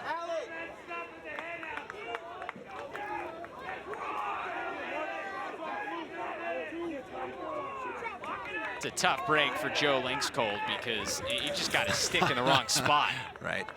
Well, I just it's just his feet tangled up. Yeah, they both got tangled up. I think that's one of those deals where if Myers had made it out safely, maybe they don't throw the flag, and one of those discretionary calls. So another man up here for UMass, able to cash in the first half on one on a Chris Conley goal. Bounce shot rings the bar.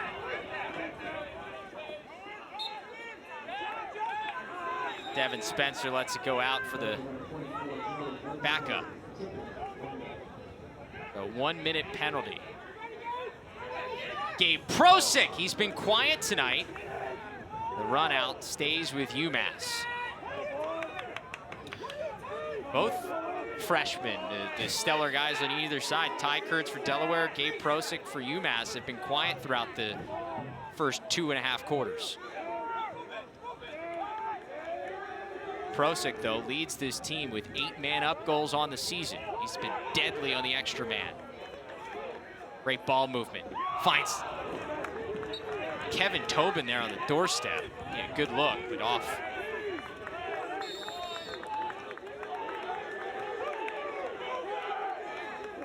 Still some time on the man-up for UMass.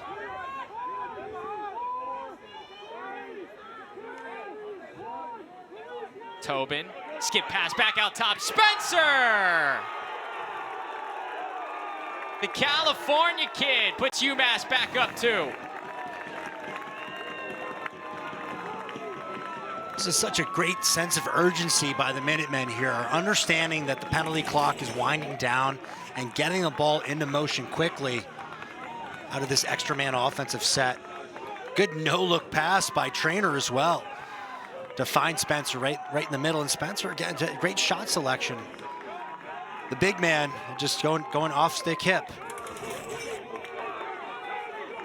Near impossible save for any goalie to make at that range. Devin's brother, Ben Spencer, his older brother, also on the team, is a guy who's been stellar on the man-up throughout his career with 18 extra man goals. But why don't we give Devin Spencer a man-up goal, taken after his older brother, the junior from Danville, California. This is a great face-off battle between Myers and Lankscold, won by Myers. Now 11 of 15 at the X. No look pass. O'Brien, the long pole bouncer. UMass getting it going in transition.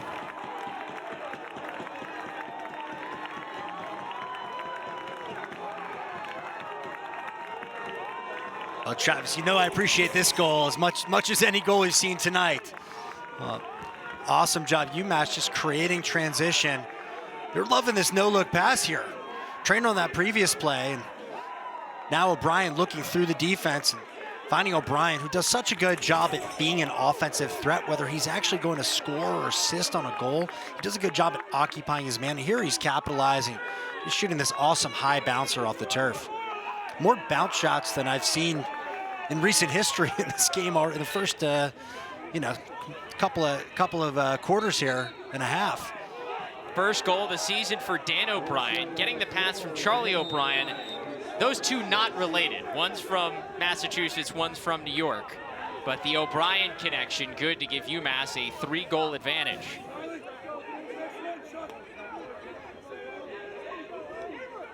Delaware finally wins a face-off, so a chance for Charlie Kitchen and company to answer. Pulled this thing back even at 5, but UMass with a mini 3-goal run here to go right back up 3.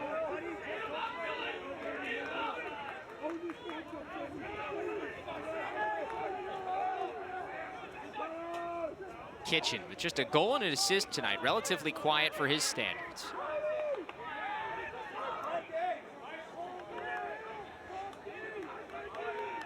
Here's Bryce Reed. Bouncer goes! Another bounce shot.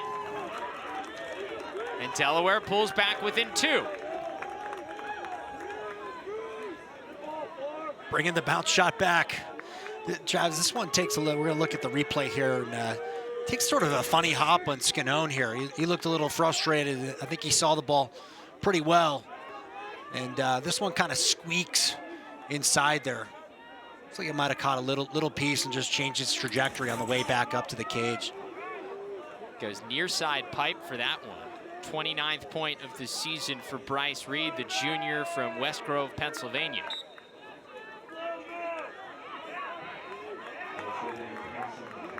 That's the problem for Delaware as they try to get right back in this game, as the face-off edge continues to tilt toward UMass. It's been tough for the Blue Hens to win 2 consecutive face-offs in a row. Puts the pressure back on this Delaware defense and goalie Matt DeLuca.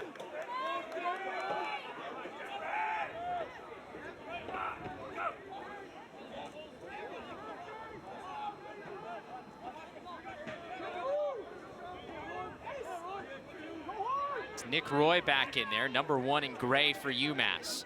Dodges down the alley. He has a goal tonight, scored in that first half.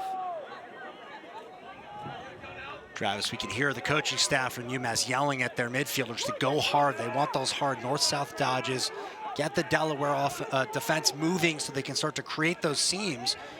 So UMass really moves the ball quite well. We saw, in the last game against Fairfield just how good team offense they can play, but they do have to get the defense to slide initially.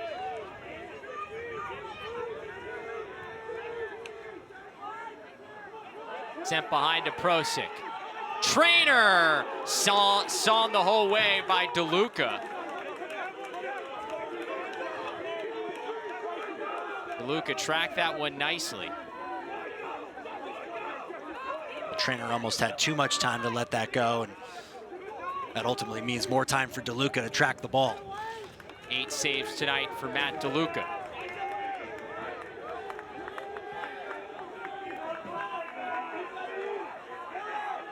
Another look at this one.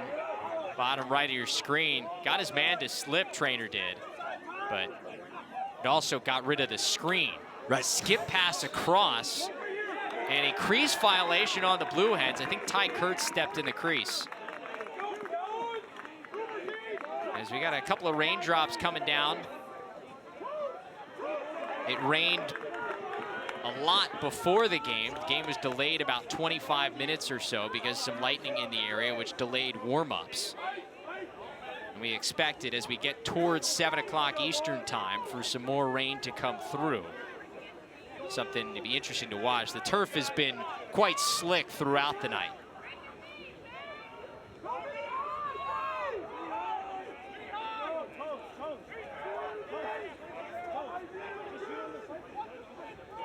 Ben Spencer, the senior, playing possibly his last game at Garber Field if UMass doesn't win and host the CAA tournament here on senior night. Philpott slips down. Still plenty of time for Nick Roy.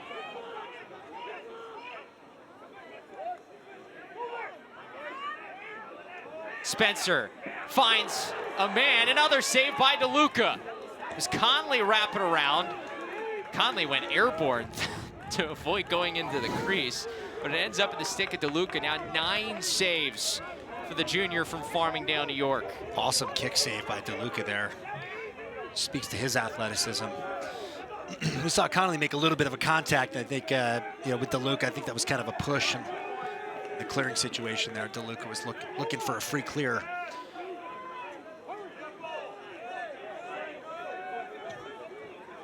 Back and forth we go in this third quarter. He entered the quarter with UMass up 1.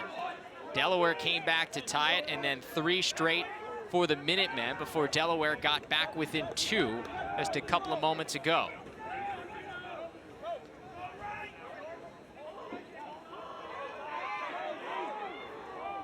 DeSimone dodges, sends behind to Kitchen.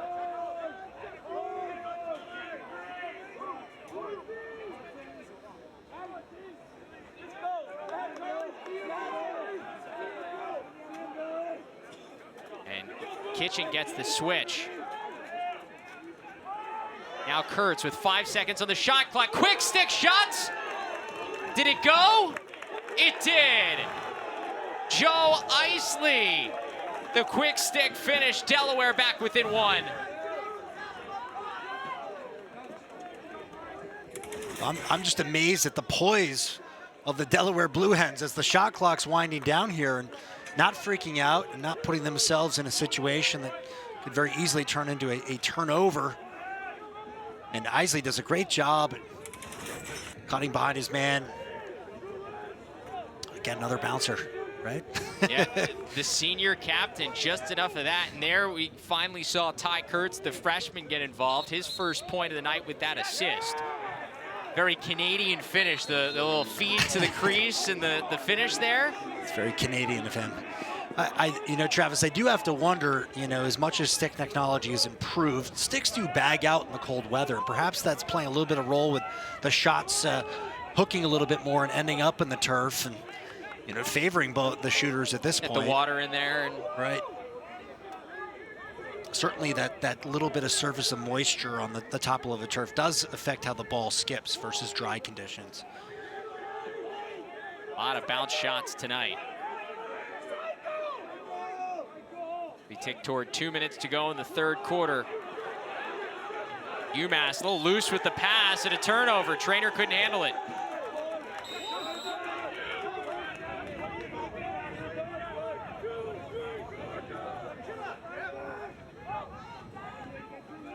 Just when you think UMass is going to pull away, the Blue Hens keep fighting back. Well, Travis, we rewind to that DeLuca kick save. Had that been a goal for UMass, you got a 3-goal differential with under 3 minutes left in the quarter, and UMass may have won that faceoff and could be in complete control at this stage. Yeah, big 2-goal swing when you look at that, and then the finish at the end of the shot clock here at this end. Miller sends back to DeSimone. Eyeing things up from the top of the box. Now back to Kitchen.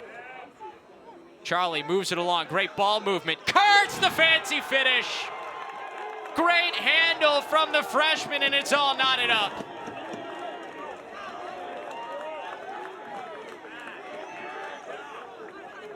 Well, if we're going for big-time plays to decide the Rookie of the Year, I'm going to give it to Kurtz so far. This game's far from over, but this is beautiful, how he dances inside there and just stays calm in the pocket. It's Tom Brady-esque, that level of poise. I mean, Tobin's looking to take his head off on this play here. And that's where playing in box lacrosse indoors in confined spaces with not as much room to operate, that's where his calmness in that situation pays off. No question. One of the many benefits of growing up playing box lacrosse, and that's why so many club organizations in the United States are now adopting box. And you see college teams renting boxes or going to the hockey rink on campus when they pull the ice up and getting out there on the concrete. UMass looking to quickly answer. Billy Philpott thought about it. And with a minute to go in the third quarter, Minutemen can hold for one.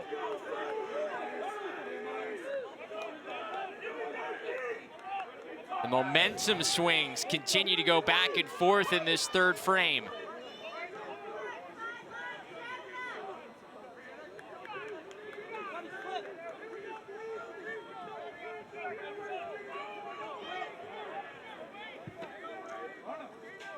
You get the feeling the next goal in this game could be a really big momentum swing, especially if it comes here at the end of the third quarter. Philpott gets free. His pass deflected. DeLuca knocked it behind his cage. Loose ball scooped up by Delaware with 8 seconds. All the way to the other end, and that's going to go out of play. 3 seconds left, just about enough time for UMass to send it quickly. So over the head of DeLuca, out of play, and we got ourselves a game, Malcolm. We sure do, and I think that UMass has been so comfortable playing with the lead here. I mean, even a tie kind of feels a little strange to them at this stage of the game. Certainly, if Delaware were to score the next one, to your point, I think that would really kind of put them on their heels. The top seed in the CAA tournament at stake here as we enter the fourth quarter. UMass had a 3-goal lead, but the Blue Hens right back at you. We're all tied up with 15 minutes to go.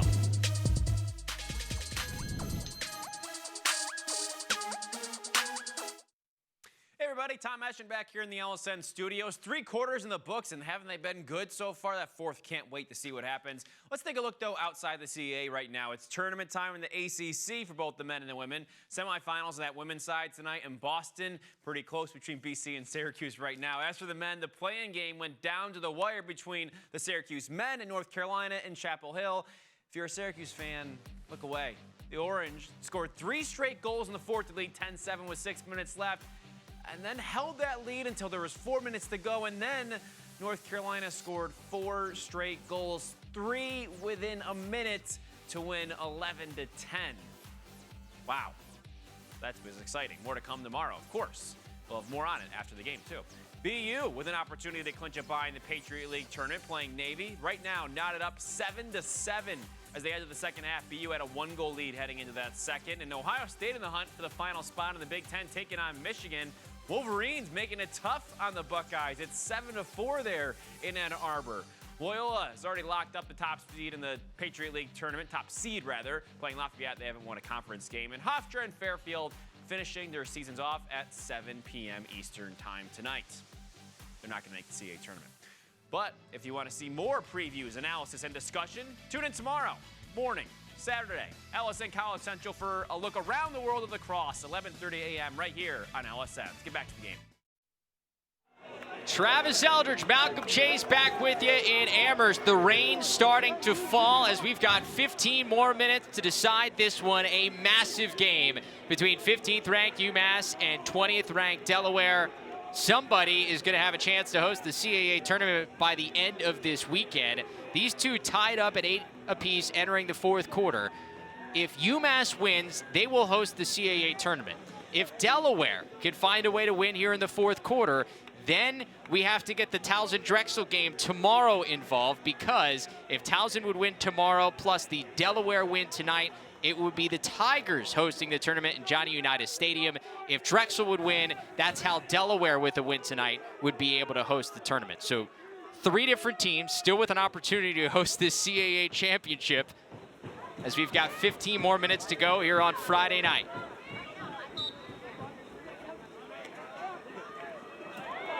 And there's the long pole that Delaware has gone to, with Austin Haynes taking a face-off, trying to create a different look for Tommy Myers. And Myers landed kind of awkwardly there on maybe his tailbone. It's tough to tell there, Travis. It's like some type of lower extremity injury. He's kind of pulls up here. Guys have gotten tripped up a lot tonight. So he's walking a little funny there, kind of favoring that side. You see the rain coming down now. It rained heavily before the start of this game. So the turf has been wet throughout, and now the rain coming in, certainly not helping things, but UMass gets a first possession of the fourth quarter. Tobin moves it along to Trainer. Still looking for his first point tonight. Stopped by DeLuca. DeLuca now up to double-digit saves with 10. Quickly the other way, Grant to Kurtz, along to Kitchen, stopped by Scanoni. These goalies living up to the billing. A couple of double-digit save efforts on either end for goalies that are number 1 and 2 in the nation in save percentage entering this weekend. Yeah, good shots on both ends of the field. Trainer with that kind of, trying to get fancy with that twister shot. Delaware, great look through the defense by the defender in transition. Find his teammate on the back door. Both goalies up to the task. In traffic, Reed stopped by Scanoni again. Let's see if UMass can get something going in transition. O'Brien gets free. DeLuca keeps it out. O'Brien went for that same twister shot. Not going on DeLuca today. Tough to squeak that by the big man. I'm sure both head coaches are looking for a settled possession here for their team and that go-ahead goal.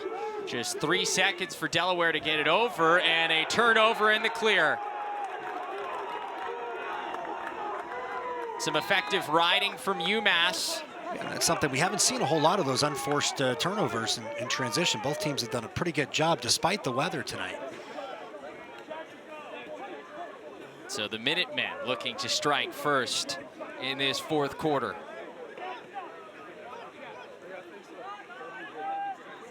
Philpott, hands free, shot wide, and UMass there to keep it alive. Trainer's been effective in dodging, just hasn't gotten one to go yet. See, sends that one back. Was it deflected? No, the refs say it was not.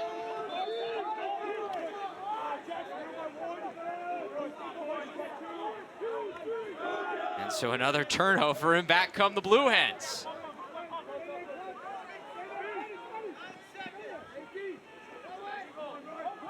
More issues for Delaware trying to get it over the midfield stripe. Finally do with 2 seconds to spare.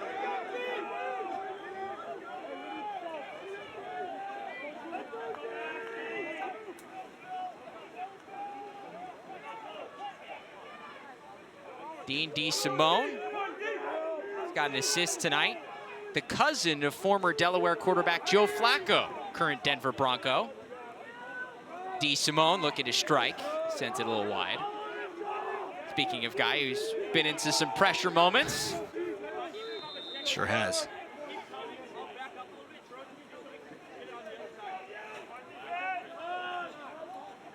DeSimone gets it out to Reed.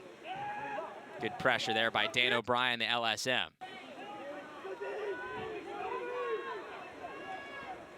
.20 seconds left on the shot clock. Hands free, sent wide. And back up. Stays with the Blue Hens.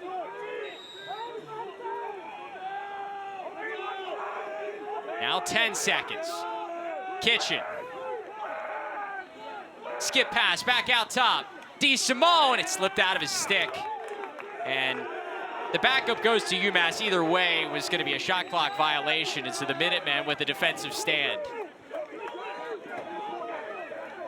You get the sense both teams realize how big this next goal could be. It feels a little more pressure. Both teams are playing a little tighter, turning the ball over, maybe not making the best decisions with their shot selection. Chris Conley's been relatively quiet, number 10 in gray for UMass, coming off that 8-point effort against Fairfield, including 6 assists. He's got a couple of goals tonight. Ball hasn't been in his stick a whole lot. It's been a lot more midfield-oriented dodging for UMass throughout the night. Remember, Delaware has not led in this game. Went down 3-0 early and has since come back to tie it a couple of times, but no leads for the Blue Hens. UMass looking to keep it that way with under 20 seconds on the shot clock. Diving through the crease, DeLuca, another stop. And the crease violation gives it to the Blue Hens. DeLuca's been doing a great job at keeping that right side down the alley shot door closed. They just can't seem to squeak one through there from that side. Again, I think they're going to have to get DeLuca moving cross cage, either quickly moving it through X or throwing back, as we've seen that they like to do against some other teams. Fairfield, they had a ton of throwback, re-dodge goal opportunities. As the rain falls, these two teams dueling it out.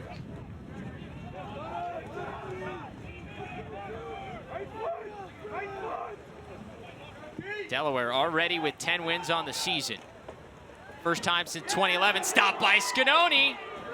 Loose ball, and there's a Blue Hen in the crease. Scanoni had lost it. Well, he keeps it out as the rain continues to pick up here in Amherst. So Travis, this is a really dangerous but very heads-up play by Scanoni, recognizing he was tiptoeing the edge of the crease with the ball in his stick. Didn't want to get back in, grab the ball and step back into his crease, and just kind of held his ground there right at the edge. Up to 14 saves for Sean Scanoni.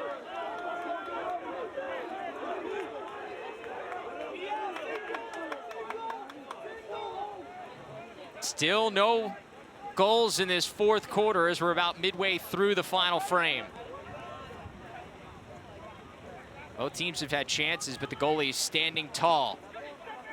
Trainer off the bar. That was a close race to that shot back up there. UMass wins it to the sideline in a fresh 80 seconds.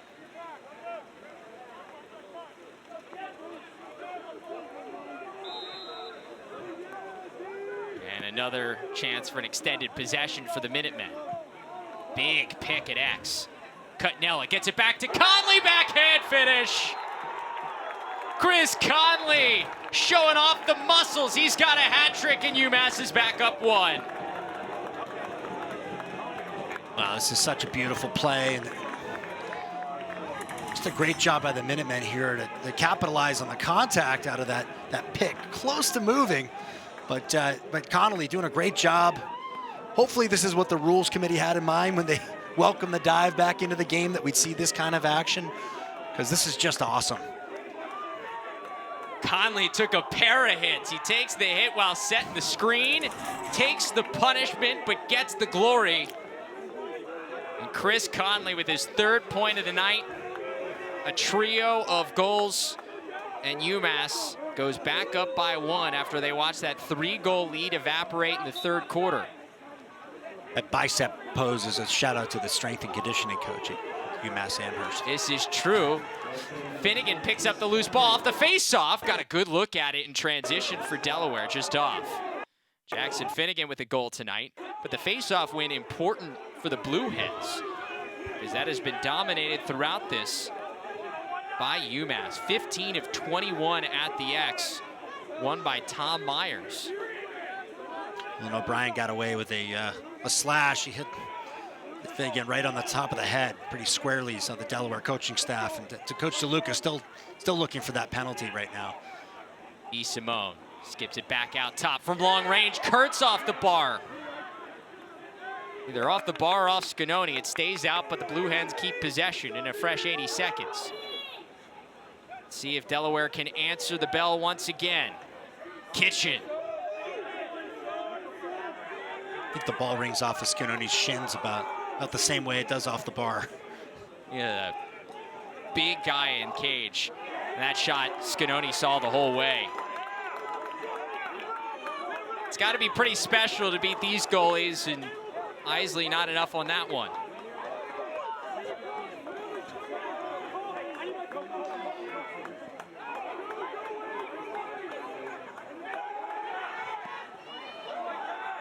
Travis Eldridge, Malcolm Chase with you, our CAA Game of the Week on Lax Sports Network. Both these teams 3-1 in CAA play, entering tonight the final week of the regular season. They're tied with Towson atop the CAA standings. However, because of the head-to-head win for UMass over the Tigers a couple of weeks ago, if UMass wins tonight, they will host the CAA tournament as the top seed. The CAA tournament coming your way, starting with the semifinals on Thursday here on LSN. Trainer gets free, a stop by DeLuca. Stays out, backed up by UMass. Great strength by Trainer to get his body back on the other side and not fall into the crease. They didn't reset the shot clock, so we're just at 23, and that's what Chris Conley was yelling about, and I don't blame him.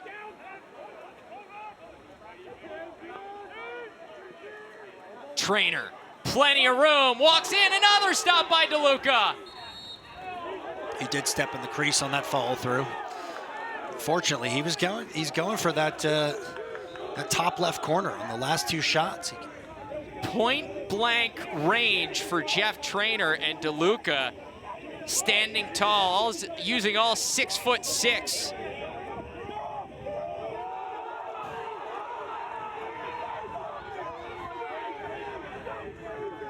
All night, Delaware has had answers for UMass. Went down 3-0, came back.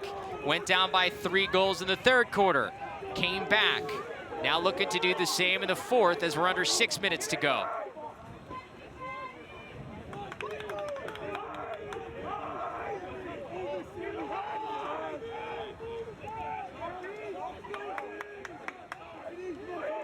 Clay Miller's got a short stick matchup, moves it along to D. Simone. Now down to Reed, gets free, and he had Scanoni moving, but he couldn't get it on frame. Still 30 seconds for Kitchen. Reed feeds down low, and it just couldn't be completed. He's looking for Ty Kurtz there on the doorstep, and he couldn't corral it.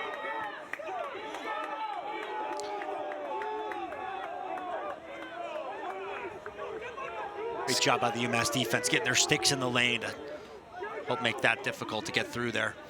Scanoni up to 16 saves tonight after a 21 save performance last week against Fairfield. That was a career high.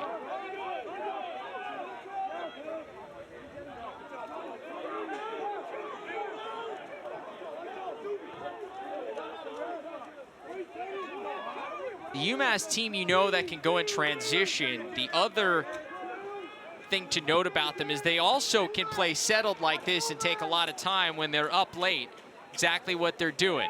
Conley moves it along. Philpott, another stop by DeLuca. And that's a fresh 80 seconds, so another chance to wear down some of the game clock here for UMass if they want. Conley intercepted by Finnegan.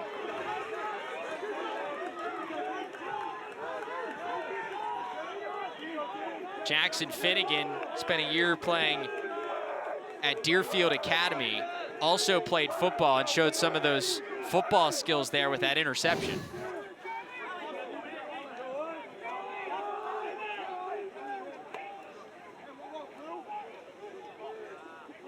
Kitchen's the guy for Delaware. You saw UMass sliding early there. They want the ball out of his stick. DeSimone gets it to Reed, and the ball kind of slipped out of his stick in front. Took a big hit as he got that shot on frame. Kitchen sends it away. Loose ball, a push there on O'Brien trying to fight for it, so it stays with Delaware. They got to make sure that they get the 80 seconds reset. Yep.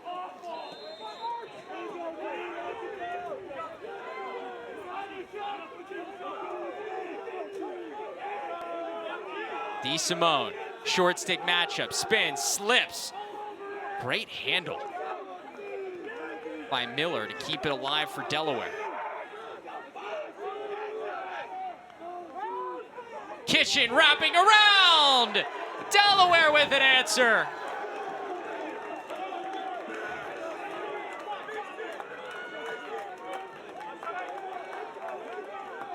Well, this is Charlie Kitchen just putting his team on his back and making that decision to go to the goal. Great little shake there. Just baiting his defender, just freezing him just long enough, knowing that on the back end he's going to create enough separation, that big 6'4" frame, to be able to wrap that shot around his defender. Charlie Kitchen's second goal of the night. He's got 3 points. Came into the night averaging nearly 3 goals per game, 2.5. One of the top 5 players in the conference in points per game. And there's no mistakes about it. He is the guy for Delaware, and he gets this thing back tied up. But another face-off win here for UMass, under 3 minutes to go. They continue to dominate at the X. And once again can take the upper hand. Remember, Delaware has not led in this game. The third time they've been able to tie it back up, but they have not had a lead. So often in these comeback efforts, you see that as the ultimate hurdle. Can you get ahead of the team you've been chasing the entire night? It takes so much energy just to even the score.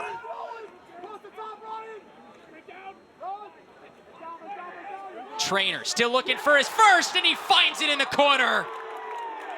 UMass goes back up 1.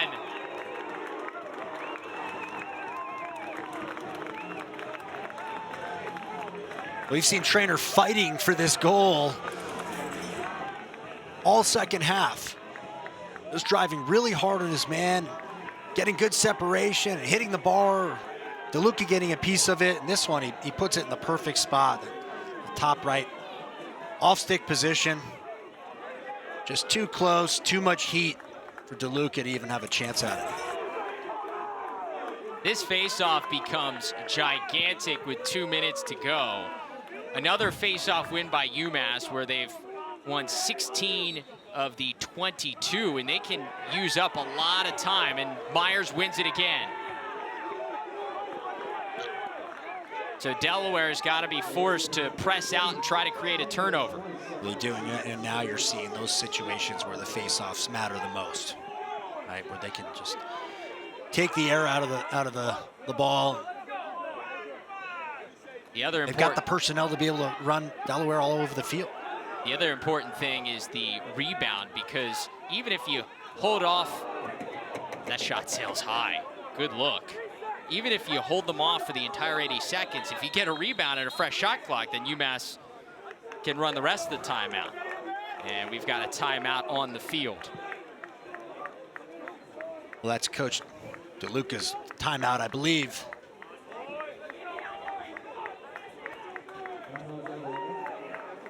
Delaware taking the timeout to talk things over. And either way, I think he's going to put together a strategy to try and get the ball back. Still a good amount of time on the clock there. They have a good enough team to capitalize. They just need to get possession and give the Blue Hens an opportunity. So let's reset what we've seen here down the stretch. These two teams entered the fourth quarter tied at 8. But the fourth, slow getting started. First, it was Chris Conley with a great answer, giving UMass the lead. But Delaware came right back. And these are the two guys for these teams. It's Kitchen for Delaware. It's Conley for UMass. Kitchen getting that one to go to tie it back up at 9. But finally, Jeff Traynor has been 0 for everything tonight. DeLuca has had his number until there, finally finding the corner. And you could see the pride, but also the sense of relief there that one finally fell. 0 for 10 prior to that shot falling for Jeff Traynor shooting on the night. That is not the type of game you want in this type of situation. A chance to win and get the top seed in the CAA tournament and host this thing at Garber Field. Not shooting well, but credit to the junior All-American because he kept shooting and finally got one to go. Well, sure, and credit to Matt DeLuca as well, making several great saves. Credit to the post. He's hit DeLuca, he's hit the post. I think he's taken some great shots that just haven't fallen. I mean, you can't fault him for any of the shots he's taken. The shot clock has gone back to 80, which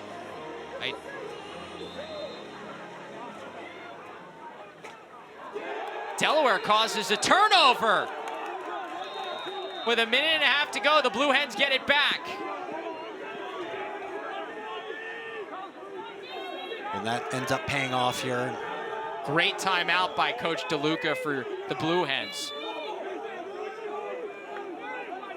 So and down now it's one. not take just any shot. It's got to be a good shot. Sean Scanoni, 16 saves for UMass. He has had the Blue Hens number all night. Dean DeSimone sends it behind to Kitchen. Still lots of time on the shot clock and the game clock. Kitchen gets his hands free. Deflection scooped up by O'Brien. The short stick midfielder collided with a couple of Blue Hens. It's still loose. And UMass clears Billy Philpott. Not the best shot for Kitchen. He got his hands tangled up, and now Delaware is in desperation mode. Philpott with the exclamation point.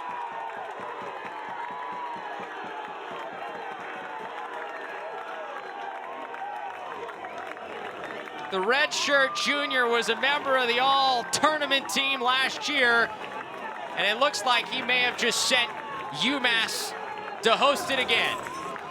Well, you see, once Grant misses that over-the-head check, his eyes get a lot bigger for that goal. And why not, with the success that Myers had at the face-off X?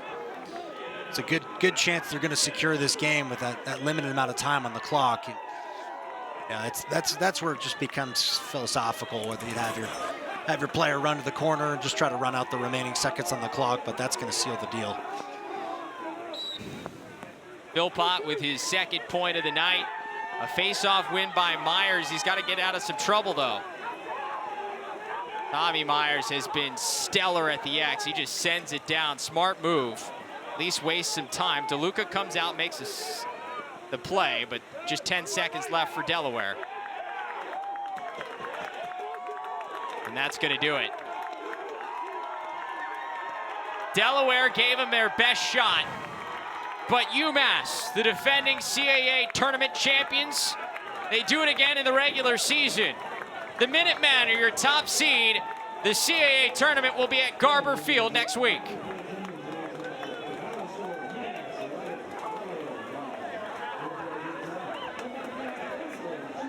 UMass went up early, took the 3-0 lead. Delaware fought back.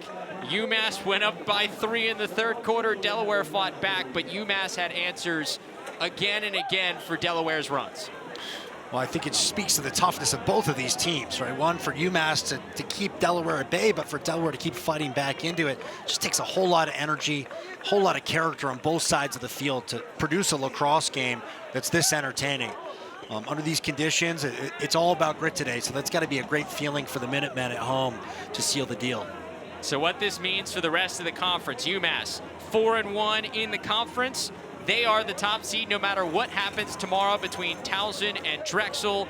Delaware now at 3-2. They will have to wait to see the results of tomorrow's game to figure out what seed they will be in next week's tournament.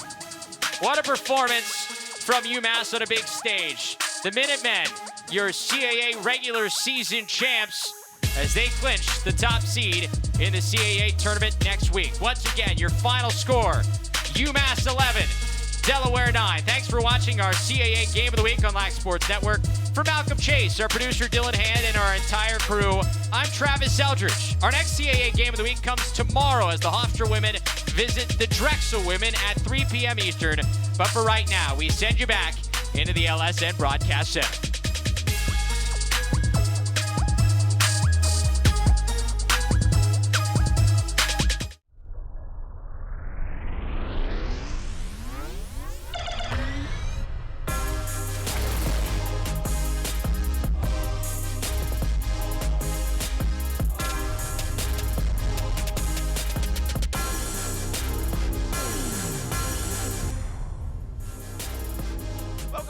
Now, everybody, I'm your host, Tom Eschen. Plenty to get to on tonight's show. The ACC tournament going on for the men and the women. Take a look at the Saturday slate with several interviews and tonight's highlights, starting with the game you just saw here on Lax Sports Network. And what a finish it was between Delaware and UMass. This is a game with huge CAA tournament ramifications from top to bottom, really. Delaware having their best season since '99. UMass defending CAA champs.